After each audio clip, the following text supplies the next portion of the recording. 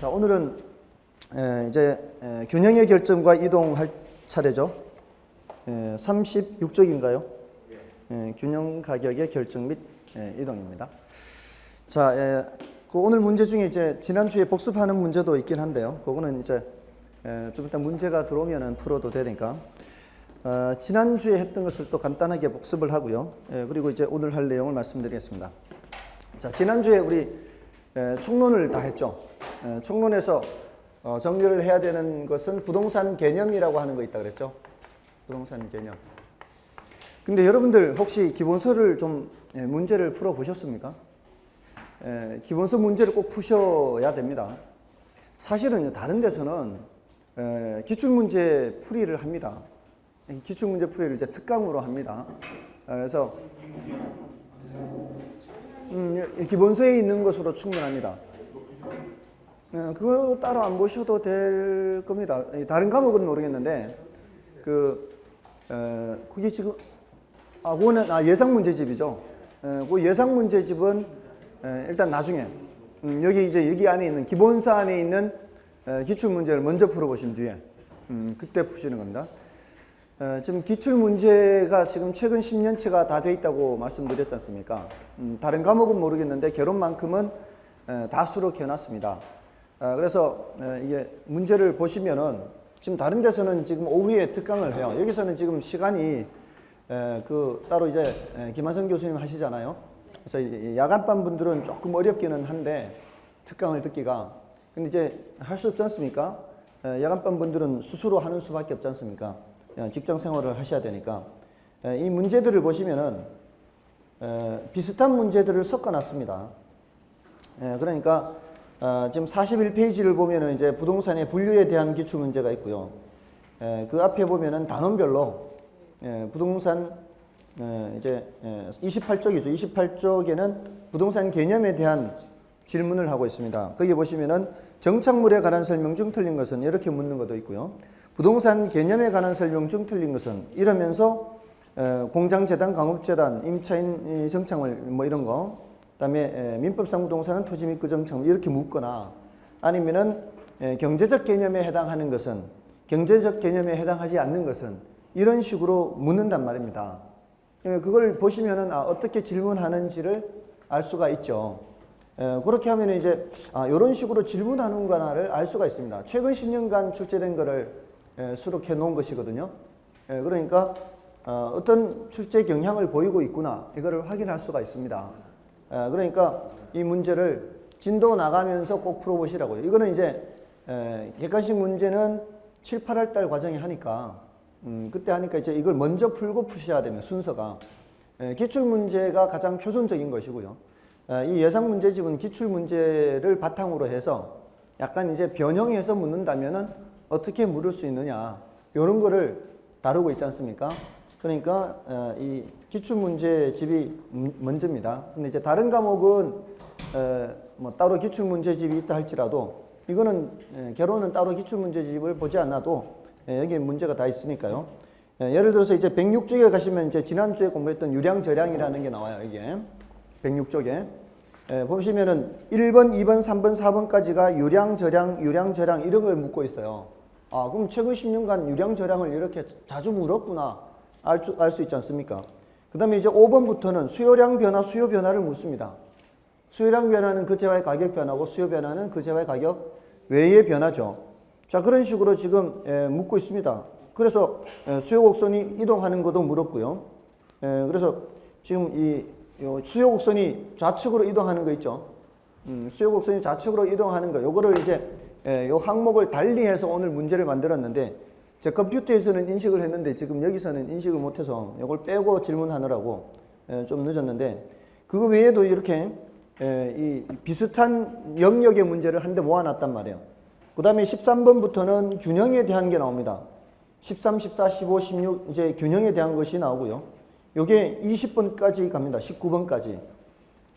그러면은 18번까지 가네요. 19번부터는 이제 탄력성에 대한 게 나옵니다. 그러면 이제 19번부터 탄력성이니까 이 19번부터 몇 번까지가 탄력성이구나. 탄력성 문제가 어느 정도로 많이 나오는구나. 이거를 어느 정도 확인하실 수가 있지 않습니까? 그러면은 이게 출제 비중에 맞춰서 내가 이걸 준비를 해야 되겠구나, 그렇지 않구나, 이거를 알 수가 있단 말이에요. 그래서 진도 나가는 그 순서에 따라서 기출문제를 꼭 풀어보시기 바랍니다. 물론 이제 특강을 할 때는, 특강 수업을 듣는 분들은 수업 들으시면서 이 기출문제 중에서도 어디가 많이 출제됐구나, 어디가 덜 출제됐구나, 이거를 코치를 받을 수가 있지만 그렇지 않은 직장 생활을 하시는 야간반 분들은 어쩔 수가 없죠. 스스로 어떤 게 많이 출제됐는지를 좀 확인할 필요가 있다는 거예요. 그래서 꼭 풀어보시기 바랍니다. 아셨죠? 근데 사실은 그게요, 별게 없습니다. 제가 수업 시간에 여기에 쓰는 거 있죠, 맨 왼쪽에. 그러니까 맨 왼쪽에 쓰는 거는 이제 지우면 안 되는 거예요. 이거는 그날 수업할 거를 이렇게 써드리는 거니까. 부동산 개념에 대해서 정리를 해야 된다, 이렇게 말씀을 드렸잖아요. 그리고 부동산 분류, 이 둘 중에 어떤 문제가 나오면은 그거는 틀리면은 안 되는 거예요. 난이도가 높지 않은 거예요. 근데 부동산 특성은 해마다 한 문제는 나온다라고 봐야 돼요. 근데 이거는 난이도가 높다 그랬죠. 그래서 파생 현상을 깊게 들어가면 안 된다 그랬죠. 그래서 이거는 문제풀이 할 때만, 그때만 봐야 돼요. 깊게 들어가면 안 돼, 이거는. 깊게 들어가면 안 돼요. 그다음에 부동산 속성은 몇 년간 조용했다 그랬죠. 이거는 몇 년간 조용했습니다. 그러니까 기출 문제를 봐도 몇 문제 없어요. 10년 동안 몇 문제 없어요. 그러니까 중요도가 높은 편은 아니에요. 근데 최근 몇 년간 잠잠했기 때문에 올해는 좀 신경 쓸 필요가 있다고 말씀을 드렸어요. 그 중에서도 공간성을 좀 볼 필요가 있다는 거예요. 그래서 물론 제가 앞으로 이런 것을 좀 더 포인트를 맞춰서 이렇게 질문을 하겠지만 여러분들도 이걸 알고 준비를 하고 계시라는 거죠. 그 다음에 수요 공급에서 유량, 저량, 이거 중요하다 그랬죠. 네, 이거 정리를 하셔야 돼요. 유량, 저량. 유량 변수는 뭐고 저량 변수는 뭐고 구별하는 거. 그 다음에 수요량 변화, 수요 변화. 수요량 변화는 그 재화의 가격이 변하는 거죠. 수요 변화는 그 재화의 가격 외의 요인이 변하는 거죠. 그래서 이거는 수요곡선상의 점의 변화고, 이거는 수요곡선 자체의 이동으로 나타난다. 또 대칭적으로 공급량 변화, 공급 변화, 이것도 마찬가지죠. 어떤 것이 변하면은 공급량 변화고, 어떤 것이 변하면은 공급 변화냐. 그 재화의 가격이 변하느냐, 그 재화의 가격 외의 요인이 변하느냐. 자, 이겁니다. 지난주에 여기까지 한 거거든요. 그래서 주로 여기에 대해서 많이 정리했죠. 수요 변화에 대해서. 수요 변화하면은 그 재화의 가격이 외의 요인이 변하는 거죠. 그 재화의 가격 외의 요인이 뭐가 있어요? 대표적으로 특히 몇 가지를 더 말씀드렸죠. 소득 말씀드렸고요. 소득하면은 뭐가 연상이 돼야 돼요? 뭔가 연상이 돼야 되죠. 울산하면 뭐가 생각이 나요? 울산하면 생각나는 게 뭐가 있어요? 생각나는 게 없어요. 평소에 생각나는 게 없어요. 거기는 포항이고, 포항제철, 울산 현대자동차 이렇게 나와야 될 거 아니에요. 연상이라는 게 있죠. 연상이라는 게. 그죠? 그런 것처럼 소득하면은 뭐가 나와야 되느냐? 정상제, 열등제가 나와야 된다, 이 말입니다. 아시겠죠? 이게 공부가 돼 있는 겁니다. 소득하면은 정상제, 열등제가 생각이 나야 돼요. 이게 수요 공급에서는. 소득이 증가할 때 정상제의 경우는 수요가 증가하잖아요. 근데 열등제의 경우에는 오히려 감소하잖아요. 그러니까 질문에서 특별한 언급이 없으면 그냥 정상제를 전제로 해서 대답을 하면 된단 말이에요. 근데 소득이 증가할 때 수요가 항상 증가한다, 이런 말이 나오면은 틀린 말입니다. 그죠? 열등제라는 것이 있을 수 있기 때문에. 그래서 머릿속에는 항상 이게 두 개가 다 있어야 돼요. 아시겠죠? 그 다음에 관련제 가격 하면 나오는 게 있어야 되죠. 관련제 가격 하면은 대체제 가격이 변하느냐, 보완제 가격이 변하느냐, 이게 연상이 돼야 된다, 이 말입니다. 이게 공부입니다, 공부. 이게 가장 헷갈리고 여기서 많이 틀린다고요. 다른 데서는 틀릴 게 그렇게 크게 많지 않습니다. 대체제 가격 변화하면은 같은 방향, 반대 방향. 같은 방향이죠. 대체제 가격 같은 방향. 대체제 가격이 올라가면은 대상자 수요가 증가하고, 대체제 가격이 하락하면은 대상자 수요가 감소하고, 이게 연상이 돼야 된다는 거예요. 또 보완제 가격 하면 반대로 생각하면 되죠. 자, 근데 지난주에 뭘 조심하라고 말씀드렸는가 하면은 이 자리가 가격이 아니고 뭐가 나올 때? 수요가 나올 때요. 대체재 수요가 증가하면은 대상자 수요는 감소합니다. 두 개의 재화가 있어요. 여러분들이 빌라 살까 아파트 살까 고민하다가 여러분들뿐만이 아니라 사람들이 모두 다 대부분의 사람들이 그런 고민들을 할 수가 있잖아요. 대체 관계에 있는 두 개의 재화를 놓고 빌라 수요가 증가한다는 건 뭘 뜻하는 거예요? 아파트 수요는 감소한다는 거죠. 그러니까 이게 가격이 아니라 수요가 나올 때는 대체재 관계에 있을 때는 어떻게 해요? 하나가 증가하면 수요가, 하나는 다른 수요는 감소한단 말이에요. 근데 우리가 외우고 있는 거는 뭐를 외우고 있는 거예요? 가격으로 외우고 있다고요. 대체재 가격이 올라가면은 대상자 수요가 증가한다. 이거는 빌라 가격이 올라가면이 말이에요. 다른 조건이 똑같은 상황이었어요, 지금. 요거 할까 저거 할까 이런 상황인데 빌라 가격이 올라가 버렸어요. 빌라 가격이 올라가 버리면 메리트가 떨어진 거죠. 그러면 아파트 수요를 증가시키는 거죠. 그럼 가격으로 외우고 있단 말이에요. 근데 여기가 수요가 나올 때는 조심해야 된다 이 말이죠. 맞나요? 대체재 가격이 올라갈 때는 대상자와 수요가 증가한다. 이렇게 같은 방향으로 외우고 있다고요. 근데 여기가 뭐가 나올 때는 대체재 수요가 증가할 때는 이렇게 수요가 증가하면 대상자 수요는 감소한단 말이에요. 대체재 수요가 증가할 때는 맞나요? 대체재 수요가 증가할 때는 대상자 수요는 감소한단 말이에요. 그러니까 이것만 조심하시란 말이에요. 그러니까 확실하게 하나를 기억하고 있어야 돼 이거를. 그러면은 여기 보완제일 때는 반대가 되는 걸 생각할 수 있잖아요. 맞나요? 그래서 이걸 자꾸 훈련을 하시라고 훈련. 관련재 가격 변화가 나왔을 때 대체재 가격 변화 방향과 대상자 수요 변화 방향은 같은 방향이다. 같은 방향은 같이 위로 올라가든가 같이 아래로 내려가든가 해야 되겠죠. 됐나요? 이것만 안 헷갈리면은 뒤에 지금 오늘 할 균형의 결정과 이동도 틀릴 일이 없습니다. 그리고 여기까지는 맞춰줘야 되는 거예요. 균형의 결정과 이동까지가 한 반 정도 돼요. 반. 그러니까 수요 공급에서 4문제 정도 나오는데 균형의 결정과 이동까지가 2문제 정도 나오는 겁니다. 그러면 나머지 2문제가 탄력성과 계산 문제를 합한 거예요. 근데 탄력성 좀 어렵잖아요. 계산 문제도 좀 어렵잖아요.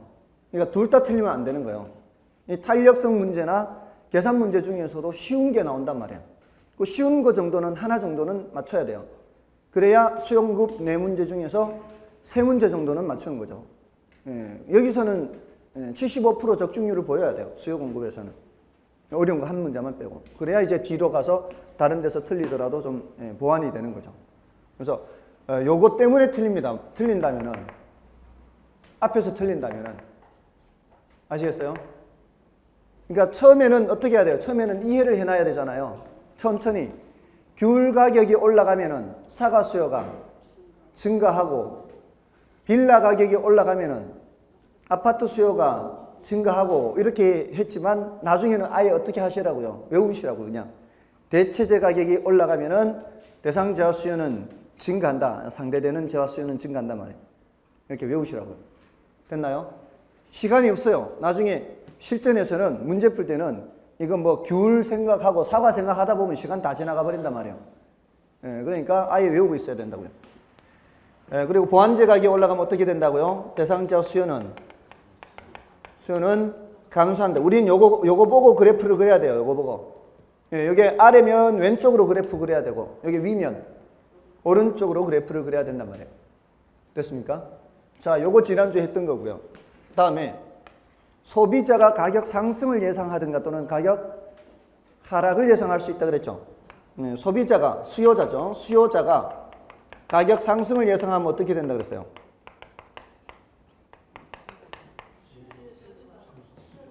그러면은 수요가 증가하죠. 수요가 증가합니다. 이렇게 대답을 할 수 있다면은 괜찮은 거죠. 지금 방금 수요가 상승한다고 했는데 보통은 수요는 증가한다 하고요. 가격은 상승한다 그래요. 근데 여러분은 관계없습니다. 가격이 증가한다 하든 수요가 상승한다 하든 여러분은 관계없습니다. 아시겠죠? 방향만 알면 되는 거죠. 상승이 증가고 증가가 상승이고 그냥 같은 위로라는 건 알면 되는 거예요. 이렇게 하시면 돼요. 또 공급자가 가격 상승 예상할 때는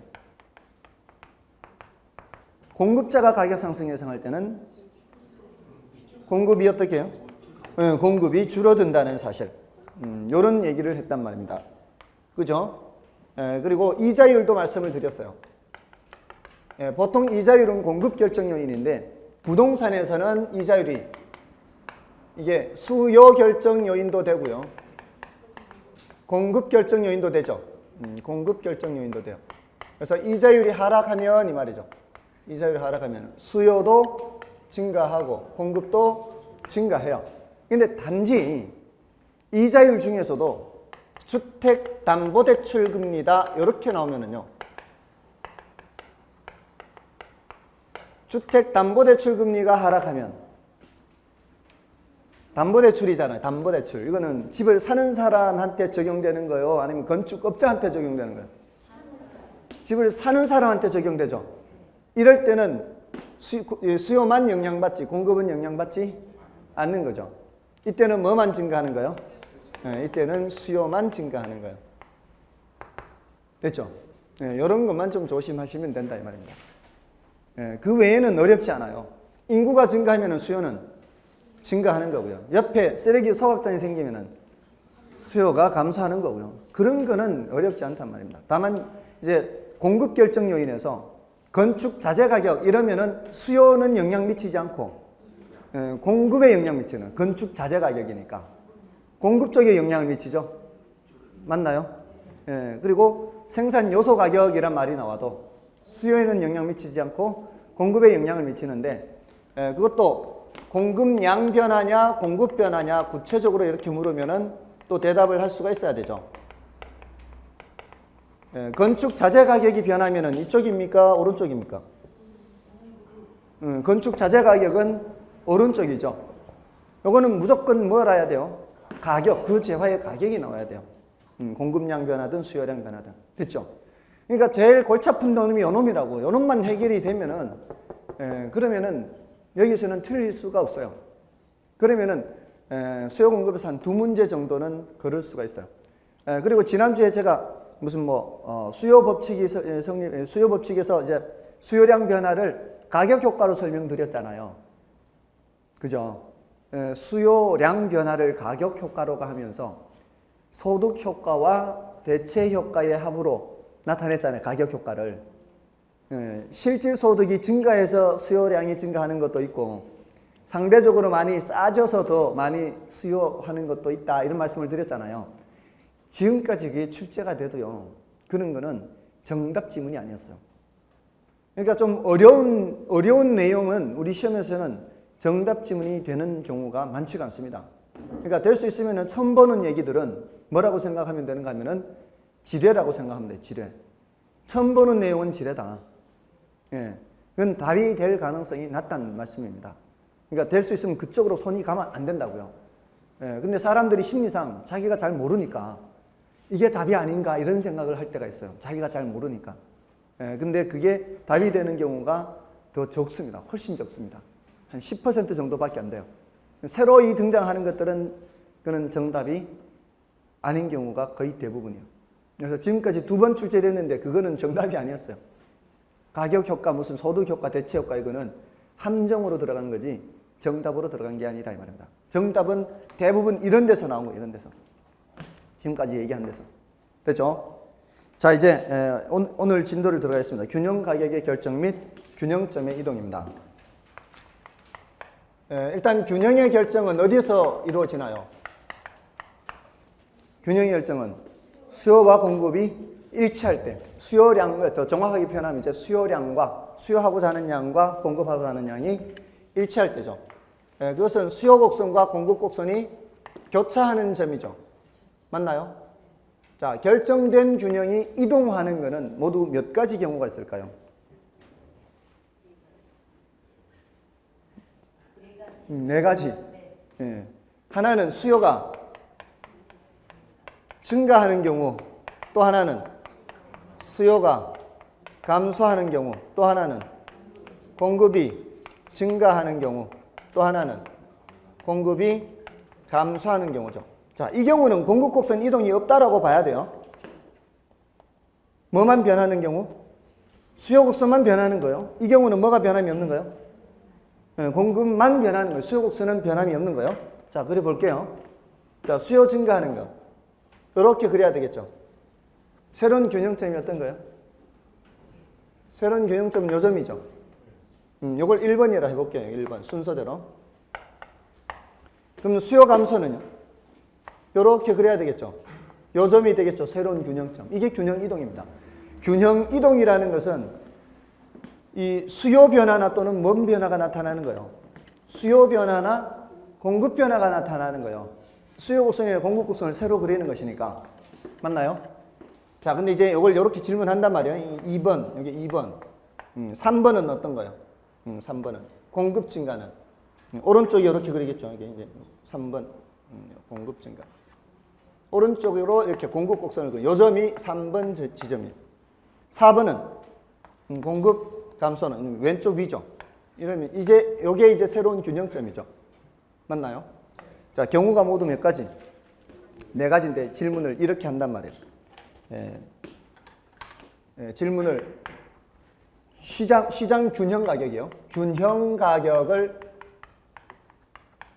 상승시키는 요인이 아닌 것은 이렇게 물어요. 자, 근데 문제는 이게 이런 걸 그려주지 않고 묻는단 말이에요. 예?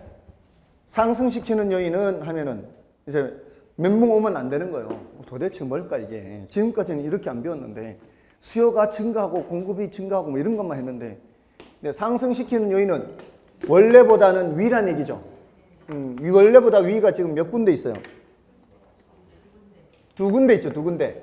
1번과 4번이죠. 상승시키는 요인은 1번과 4번이에요. 그것이 아닌 것은 묻고 있으니까 2번이나 3번을 찾으라 이 소리예요. 지금.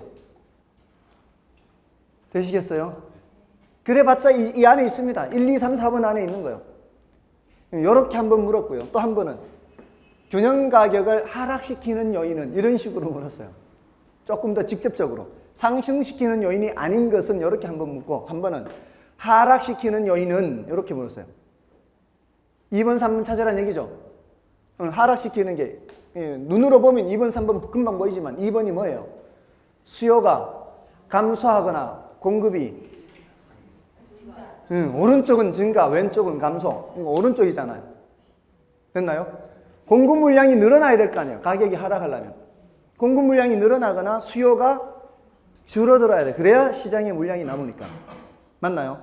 그럼 지금까지 그렇게 질문한 거 외에 이제 이렇게 질문한다면 균형 거래량을 증가시키는 요인은 이러면은 여기에 이제 변형돼서 나오는 거죠. 지금까지는 그렇게 주지 않았지만 균형 거래량을 증가시킬 수 있는 경우는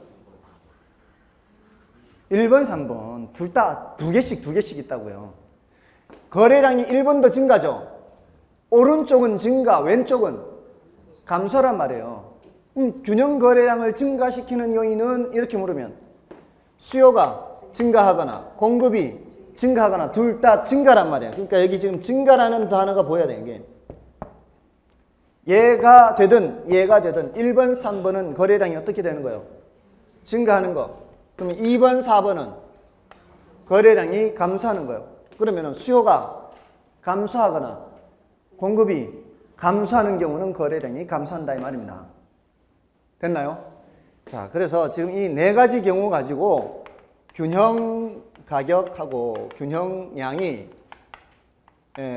어떤 놈은 증가, 어떤 놈은 감소 이런 식이 된다 이 말이에요. 근데 그거를 뭘 따라가야 되느냐? 지금 이 증가라는 단어 있죠? 이거 보고는 이제 양을 따라가야 되는 거예요. 왜냐하면 양을 따라 우리가 양이 증가하고 감소한다 이런 말을 쓴단 말이에요. 그럼 수요가 증가하면 균형량이 어떻게 된다고요? 증가한다고요. 공급이 증가하면 이것도 증가란 말이에요. 둘 다 증가란 말이에요. 근데 이게 1번, 3번이잖아요. 둘 다 증가는 증가인데 하나는 가격이 상승하면서 증가하는 거고 다른 하나는 가격이 하락하면서 증가한다 이 말이에요. 뭐가 가격이 하락하는 거예요? 얘가 가격이 하락하면서 균형량이 증가하는 거고 얘는 가격이 상승하면서 거래량이 증가하는 거예요. 수요가 증가하면서. 됐나요? 이렇게 어떤 하나가 이동을 하면은 가격과 거래량을 같이 생각을 해야 돼요. 머릿속에는. 그죠? 근데 거래량은 어렵지 않다고요. 거래량은 어떤 단어 따라가라고요? 요 뒤에 붙은 단어 따라가면 된다고요.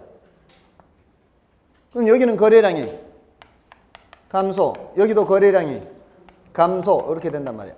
그럼 가격은 또 생각해야 되죠. 수요가 감소하면 물량이 남아요, 모자라요? 물량이 남죠. 그럼 가격은 하락하죠. 사는 사람이 발을 빼는 거예요. 사는 사람이 발을 빼면은 파는 사람 입장에서는 어떻게 해야 돼요? 잡아야죠. 깎아주면서 깎을게요. 엊그제도 제가 갔는데 떨이라면서 8,000원어치라면서 이렇게 잔뜩 주는 거예요. 방울토마토를. 이 농산물 시장에서. 이게 그런 데는 문 닫을 때가 돼요. 문 닫을 때. 한 7시쯤에 문 닫을 때 가면은 막 붙들어요. 아주 헐값에 살 수가 있죠. 그날 지나면 이제 신선도가 떨어지니까 그런 것들을 얼른 팔아야 되니까. 그렇지 않나요? 그러니까 그런 상황, 이 소비자가 조금 우위에 있는 시장에서는 가격이 떨어질 수밖에 없어요. 안 사면 그만이다. 이런 생각을 해버리면. 그다음에 공급이 감소하면 어떻게? 물량이 모자라잖아요. 그럼 가격이 상승한단 말이에요. 그러니까 이 그래프로 생각을 하는 것이 훨씬 좋은데 그래프가 아니더라도 이 말만으로도 얼마든지 찾아갈 수가 있다 이 말입니다. 됐죠? 자, 이게 이제 중요하고요. 자, 근데 이제 이런 문제 풀 수 있겠죠, 이제. 근데 드디어 이제 두 개 다 이동하는 경우를 이제 또 물었어요. 두 개 다 이동하는 경우. 수요도 증가하고 또 뭐도 증가하고 공급도 증가하고 수요는 증가하는데 공급은 감소할 수 있고요. 수요가 감소할 때 공급이 증가할 수 있겠죠. 경우의 수를 따져보시라고요. 저쪽에서 들어올 때 이쪽에서 같이 들어올 수 있고 시장이라는 무대에 저쪽에서는 들어오고 있는데 이쪽에서는 빠져나갈 수 있고요. 저쪽에서는 빠져나가고 있는데 이쪽에서는 들어오고 있고요. 저쪽도 빠지고 이쪽도 빠지고 다 빠지는 수도 있잖아요. 모두 몇 가지? 네 가지잖아요. 둘 다 막 시장에 들어오는 경우, 둘 다 빠지는 경우. 하는 쪽은 저쪽은 들어오는데 이쪽은 빠지고 이쪽은 들어오는데 저쪽은 빠지고 모두 네 가지란 말이에요. 그러니까 수요가 감소하면서 모두 다 빠지는 거예요. 지금 좋을 때가 아니에요. 지금 눈 뜨세요. 왜냐하면 제가 이렇게 힘을 내고 있는데 지금 에너지를 막 집어넣는데 졸면은 지금 곤란한 거죠. 좀 힘을 내서 수업을 해야 돼요. 여기 온 이상은 정신 바짝 차려서 수업을 듣고 가야 그래도 여기 온 효과가 있을 거 아니에요. 졸다 가면 아무것도 생각이 안 나요. 이 동영상을 다시 들어야 돼. 자, 둘 다 증가죠. 둘 다 증가면 시장이 어떻게 되겠어요? 북적북적거리겠죠. 그럼 거래량이 어떻게 되겠어요? 거래량이 많아진단 말이에요. 그럼 이거는 뭐를 나타내는가 하면은 둘 다 증가는 둘 다 오른쪽으로 이렇게 이동하는 거예요. 둘 다. 수요 곡선도 오른쪽, 공급선도 오른쪽. 사실 요점이에요. 요점. 요점이 5번이에요. 5번. 이게 5번이에요. 5번. 둘 다 증가니까 거래량은 어떻게 될 수밖에 없어요? 거래량은 증가할 수밖에 없어요. 균형 거래량, 균형 가격을 이제 통일시키기 위해서 이쪽도 왼쪽이 있으니까 이쪽도 왼쪽. 균형량은 오른쪽. 이렇게 여기다 쓸게요. 그럼 균형량은 어떻게 된다고요?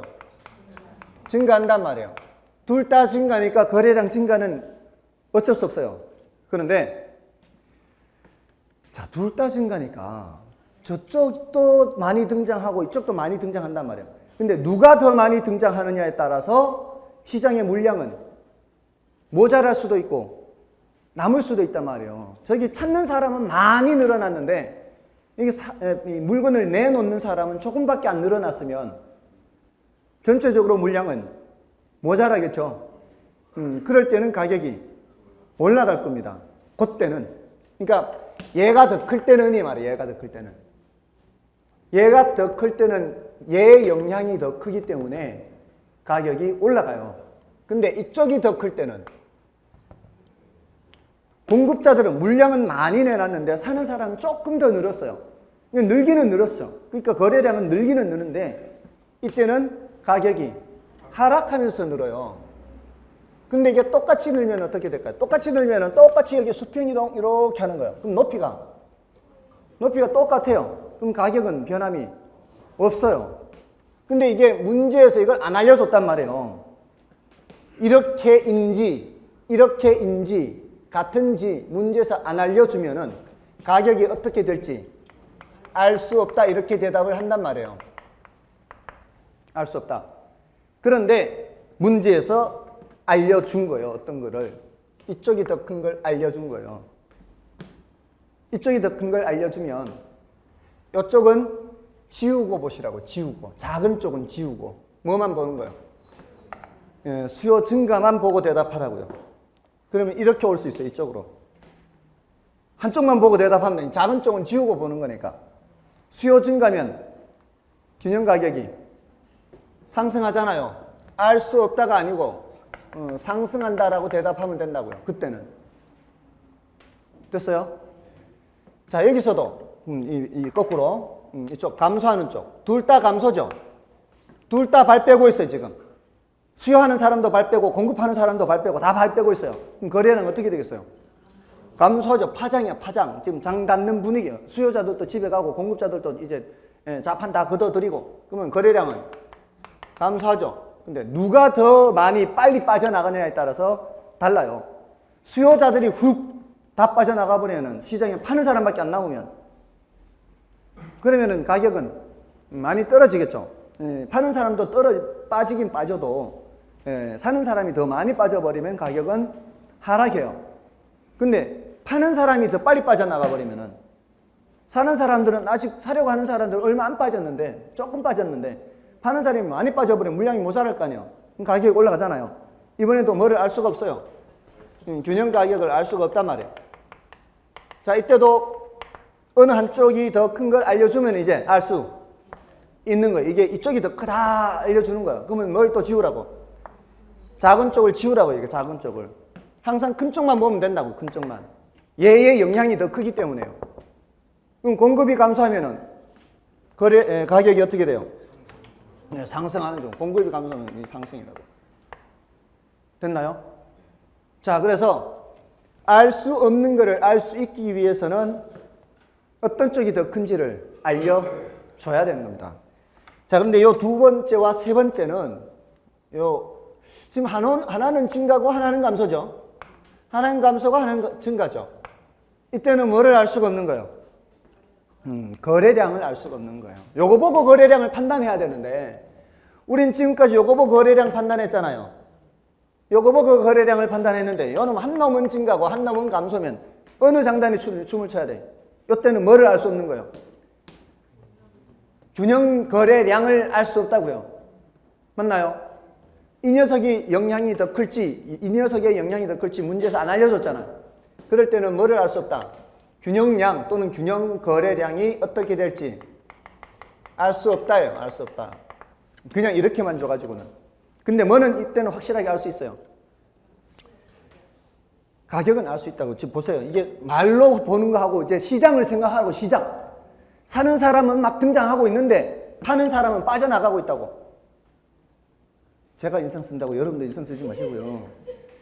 사는 사람은 막 등장하는데 말이에요. 사는 사람은 등장하는데 파는 사람은 지금 빠져나가고 있어요. 물량이 어떻게 했어요? 물량이 모자랄 거 아니에요. 그럼 가격은 당연히 상승이라면 이거는. 아시겠어요? 얘는 거래량을 증가시키는 요인으로 작용을 하고요. 얘는 거래량을 줄이는 요인으로 작용을 해요. 그러니까 얘네들이 빠져나가더라도요. 상대적으로 얘네들이 들어오는 게 많으면은 빠져나가다 말고도 들어올 수가 있어요. 가격이 더 올라가는 영향을 끼치기 때문에 상대적으로 어떠냐에 따라서 달라질 수가 있거든요. 그래서 상대적으로 따져봐야 돼요. 그럼에도 불구하고 빠져나가는 게 많다. 얘네들이 들어오는데도 불구하고 빠져나가는 게 많다. 그럼 거래량은 줄어드는 거예요. 얘의 영향을 무시하고도 이쪽이 더 크기 때문에. 아시겠습니까? 어쨌든 그럼 여기서도 뭐를 알 수 없는 거예요?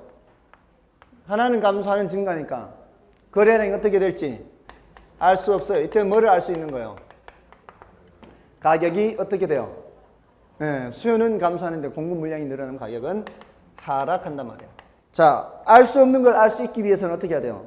어느 쪽이 더 큰지 작은지 같은지를 알려줘야 돼요. 문제에서 이렇게 같다라고 하면 어떻게 될까요? 같다라고 하면 알 수 없다가 아니고 변화 없다가 되는 변화 없다. 변화 없다, 변화 없다. 같을 때는 어느 한쪽이 클 때는 몰아서 생각하면 되죠. 근데 지금 같을 때는 알 수 없다가 아니고 변화가 없다요. 볼까요? 자, 이 수요 감소가 뭐예요? 수요 감소가. 수요 곡선을 왼쪽으로 이동시키는 거죠. 왼쪽으로 얼마만큼 왔어요? 이만큼 왔죠? 왼쪽으로 이만큼 이렇게 온 거예요. 그럼 똑같은 크기로 공급 곡선을 줄여야 될 거 아니에요? 공급 곡선을 늘려야 될 거 아니에요? 똑같은 크기로 공급 곡선을 늘려요. 자, 그러면은 이게요. 이제 이쪽으로 얘가 줄어든 만큼 이쪽으로 늘리잖아요. 이 길이가. 요 좌우 대칭이에요. 이쪽으로 간 만큼 이쪽으로 늘리죠. 그럼 어떻게 해요? 딱 여기. 이게 좌우 대칭이란 말이에요. 그러니까 여기가 돼요, 여기가. 뭔 뜻인지 아시겠죠? 예, 균형량의 변화가 있어요, 없어요? 균형량의 변화가 없어요. 수요 감소만 놓고 보면은 균형점이 이쪽으로 바뀌잖아요. 공급 증가만 놓고 보면은 균형량이 이렇게 되잖아요. 그러니까 수요 감소는 거래량을 줄이는 영향으로 나타나고요. 공급 증가는 거래량을 증가시키는 영향으로 나타나는데 얘 마이너스만큼 얘 플러스가 돼가지고 거래량의 변화가 없게 된단 말이에요. 아시겠어요? 됐나요? 그래서 어떤 것이 같을 때는 알 수 없다가 아니라 변화가 없다. 변화가 없다. 됐나요? 자, 그러면 문제에서 이제 여러 가지 형태로 줄 수 있다고요. 수요 감소보다 공급 증가가 크다. 이렇게 할 수도 있고요. 수요 증가보다 공급 감소가 크다. 수요 증가가 더 크다. 공급 감소보다. 수요 증가보다 공급 증가가 더 크다. 뭐 여러 가지 형태로 질문할 수가 있겠죠. 예? 또 수요 감소가 공급 감소보다 크다. 뭐 이렇게 다양하게 질문을 할 수가 있습니다. 이렇게. 자, 이 중에서요. 자, 보세요. 여러분이 판단해 보세요. 1번, 2번, 3번, 4번이요. 이 중에서 균형 거래량을 감소시키면서 균형 가격이 하락하는 경우를 찾아보세요 하면은 1, 2, 3, 4 중에 뭐를 찾아야 돼요? 균형 거래량이 감소하면서 균형 가격도 하락하는 경우는 몇 번이에요? 모두 골라보세요. 모두 고르면. 자, 이때 어떻게 해야 된다고요? 일단 작은 쪽은 이런 형태로 나오면 작은 쪽은 무조건 지우라고 이거를. 작은 쪽은 지우라고. 작은 쪽은 지우고 작은 쪽은 지우고. 뭐만 놓고 보라고요? 큰 쪽만 놓고 보라. 큰 쪽만. 예? 됐죠? 요 네 가지 보라고. 네 가지. 이 네 가지에서 지금 거래량이 감소하는 거는 얘밖에 없네. 얘밖에. 다른 거는 다 증가죠. 그러면서 균형 가격 하락하죠. 지금. 수요 감소면. 맞나요? 큰 쪽은 다, 작은 쪽은 다 주고 큰 쪽만 보고 판단하라 이 말이에요. 됐습니까? 그렇게 하면 된다고요. 그러면은 얼마든지 풀 수가 있어요. 어느 하나만 이동할 때도 할 수 있고, 어느 하나만 이동할 때도, 둘 모두 이동할 때도 할 수 있죠. 됐죠? 자, 그러면 이제 우리 교재에서 확인해 보겠습니다. 36쪽이요, 36쪽. 균형 가격의 결정에서 시장 수요와 시장 공급이 일치하는 점에서 결정이 되고요. 초과 수요는 균형이 아닙니다. 균형은 수요하고자 하는 양과 공급하고자 하는 양이 같은 게 균형이잖아요. 그러니까 초과 수요는 불균형 상태를 말하는데요. 그 중에서도 수요가 더 많은 거죠. 이때는 가격이 올라가요, 내려가요? 초과 수요일 때는 가격이 올라가서 조정이 들어가는 거고요. 그 다음에 초과 공급일 때는 가격이 내려가서 조정이 들어가는 거죠. 다음에 반가로 2번에 균형의 이동이 있습니다. 자, 수요 곡선이 우하향하고요. 공급 곡선은 우상향하는 경우입니다. 자, 그래서 그 표는 요거를 나타낸 겁니다. 요거 지금. 이 표죠, 이 표. 수요만 증가 시, 수요만 감소하 시, 공급만 증가 시, 공급만 감소 시. 이렇게 돼 있죠. 그래서 균형 거래량이 증가하느냐, 감소하느냐, 균형 가격이 상승하느냐, 하락하느냐. 자, 그거를 나타낸 겁니다. 그럼 표를 외우는 게 아니죠. 외우지 말고 그 단어를 보고 찾아가는 겁니다. 다음에 오른쪽에 또 표가 있죠. 오른쪽 페이지에. 오른쪽 페이지의 표도 마찬가지. 지금 여기 지금 요거잖아요. 요거. 거기는 균형 양이 왼쪽에 있네요. 균형 양이 왼쪽에 있고 균형 가격이 오른쪽에 있죠. 요것도 외우는 게 아니라 요 단어 보고 찾아가는 거예요. 둘 다 증가면 뭐고요? 둘 다 증가면 거래량 증가고 가격은 알 수 없다가 되고요. 둘 다 감소면 거래량 감소고 가격은 알 수 없고 이렇게 됐나요? 자, 근데 어느 쪽이 더 큰지 작은지를 문제에서 알려줄 때는 뭐만 보라고요? 큰 쪽만 보라고, 큰 쪽만. 자, 됐고요. 넘어가시면은 38쪽에 자, 반가로 3번에 있는 내용은 뭔가요? 자, 이게 그래프가 예외적인 경우예요. 지금 여기서 말한 거는 우상향하는 공급 곡선과 우하향하는 수요 곡선에서 얘기하는 건데 어느 한쪽이 수평이거나 하면은 다른 하나가 아무리 변해도 뭐가 변함이 없어요? 균형 가격에 변화가 없죠. 어느 하나가 수평일 때는 다른 하나가 아무리 변해도 뭐가 변함이 없다? 균형 가격에 변화가 없어요. 이렇게 되든 이렇게 되든 균형 양만 변하는 거예요. 자, 어느 하나가 수직일 때는 어떻게 돼요? 다른 하나가 아무리 변하더라도 균형 양의 변화가 없습니다. 요거를 나타내는 겁니다. 자, 그렇게 예외적인 경우 기억하시고요. 그다음에 반가로 4번은 별로 중요하지 않습니다. 이거 내년에는 뺄까 생각 중이에요. 요약집에는 들어갈 만한 성질이 아니에요. 아시겠죠? 탄력성, 요거는 좀 쉬고 말씀드리겠습니다.